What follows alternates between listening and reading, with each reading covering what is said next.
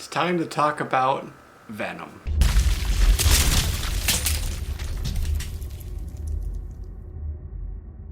Hi, I'm Jesse. You're watching JLS Comics, and today we're talking about Venom. A 2018 film opens in wide release here in the United States on 10/5, which is Friday. It is a PG-13 movie, and it clocks in at just under 2 hours. It's 112 minutes to be exact. This movie was directed by Ruben Fleischer and stars, Tom Hardy, Michelle Williams, Riz Ahmed, and a few others. Tom Hardy, just so you know, he also provides the voice for Venom. So a couple questions going into this that I had, and I'm sure that some of you might be asking as well. Is it as bad as people are saying? Was the proximity of the embargo lift to the release date a clue to its quality? And before we get into it, and just so you know, what I like to do is talk about what I liked, what I didn't like, and at the end we do a 10-point rating. But I do want to be clear on something. I really do like Venom. In fact, right over there I have his first appearance. It's slabbed in archival quality plastic to preserve it. I have some of his key issues, and I really want Sony's movies to do well. Also, I really like Tom Hardy as an actor, and the bottom line there is I really want this movie to succeed. High level here, and again spoiler free, is that Tom Hardy is Eddie Brock. He's an investigative journalist. He does have a fiance who is an attorney who works for Riz Ahmed, who plays Dr. Carlton Drake. He runs the Life Foundation. She is an attorney for his company, the Life Foundation. What they're doing is rocket technology, space exploration, trying to find that next step for mankind, and thereby they do encounter an alien symbiote. Jenny Slate is one of the characters. She gets to talk to Eddie Brock. When they meet, they merge, and they are named Venom. So let me talk about what I didn't like, because unfortunately for this movie, there's more here that I didn't like than I actually liked. The pacing was kind of off on it. The tone was kind of confused. When you first hear about Venom, you think R-rated, you think violence, you think dark, you think gritty. But this movie was not quite sure if it wanted to be a comedy or if it wanted to be a serious action film, right? If you remember Deadpool, it was nothing like that. But if you do remember Batman and Robin, a little bit closer to that, and I guess Fleischer was maybe trying to capture a little bit of that zombie land, lightning in a bottle twice, but honestly completely missed the mark here. There were some really funny lines between Venom and Eddie Brock, kind of going back and forth. I don't know if they were always meant to be funny, but there were some pretty funny ones there. The plot itself was kind of muddled and confusing, but somehow it still managed to remain predictable, unoriginal, and grossly derivative. Tom Hardy as Venom, it doesn't work, and it's not because of Tom Hardy's performance or his skills as an actor. In fact, you could really tell that he was into this 100%. He was giving it his all. It was really how the character was written. He's smart. He's supposed to be an investigative journalist, but he kind of comes off as a half-witted, as a dunce.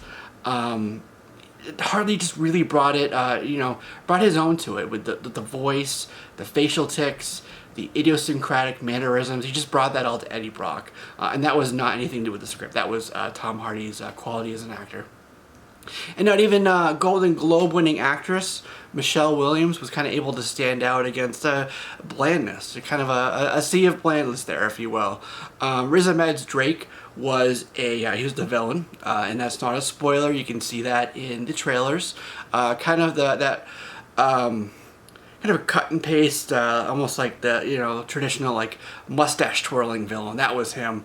And then there was some really clunky, awkward dialogue, and some of these things that they had to say, like oh cool, more people chasing us, like it just felt really forced and unnatural dialogue. And again, that goes back to how it was written. It wasn't rushed, but it did seem kind of lazy. And honestly, this movie, as much as I really wanted to like it, it really does not move the genre forward at all. We're at a stage in superhero films where they can really move the genre forward and kind of dive into different subgenres and really do something different. And we demand quality from these things. We can't settle for laziness and just a okay thing. Like, these movies have shown us that they can be good, they can be great, and we want this going forward. This movie, with that in mind, kind of fits better, and I'm sure you've heard this before, in a pre-MCU world, right alongside Elektra, right alongside Catwoman. I wouldn't say it was as bad as Catwoman, but it was there. They used a different technique for the CGI. It wasn't like the advanced mocap that they have now. They did a sort of a photoshopping thing. And you could kind of tell there was some of that weightiness and the realness with Venom. Like the design of Venom was cool, but in some of the scenes there wasn't really that weightiness and like that sense of realness there. Tom Hardy did say that a good 30 to 40 minutes of this film were cut out, and I could really see where that happened with some of these scenes. It really would have benefited from some of that additional footage there, and quite frankly, if they had added in a little bit more, bloodiness and grittiness, they could have bumped it up to an R rating, and I think that would have taken it to the next level there. This is spoiler free, but the ending was also lazy and kind of anticlimactic as well. And for this Venom fan, rather disappointing.